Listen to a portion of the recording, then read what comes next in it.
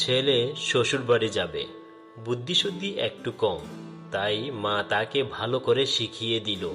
বলল, তোর শ্বশুরের অসুখ, তাই আগে তাকে গিয়ে জিজ্ঞেস করবি কেমন আছেন। উনি হয়তো বলবেন ভালো, তখন বলবি এটাই তো আমাদের কাম্য। তারপর তিনি কি ওষুধ খাচ্ছেন জানতে চাইবি, তিনি কিছু একটা বলবেন, তুই তখন বলবি অতি ভালো ওষুধ, রোজ খেলে তাড়াতাড়ি সুস্থ হয়ে উঠবেন আশা করি। তারপর জিজ্ঞেস করবি কোন ডাক্তার তার চিকিৎসা করছেন। ডাক্তারের নাম শুনে বলতে পারবি তো দারুণ ডাক্তার, খুব তাড়াতাড়ি ভালো হয়ে যাবেন। আর সব সময় হাসি হাসি মুখ করে থাকবি, কেমন? মা বাধ্য ছেলে ঘাড় নেড়ে বেরিয়ে পড়ল। শ্বশুর মশাই রোগের জ্বালায় বিছানায় শুয়ে চটপট করছেন। জামাই ঘরে ঢুকে হাসতে হাসতে জিজ্ঞেস করলো, কেমন আছেন বাবা? শ্বশুর বলল, আর বাঁচার ইচ্ছে নেই, এবার মরলেই বাঁচি।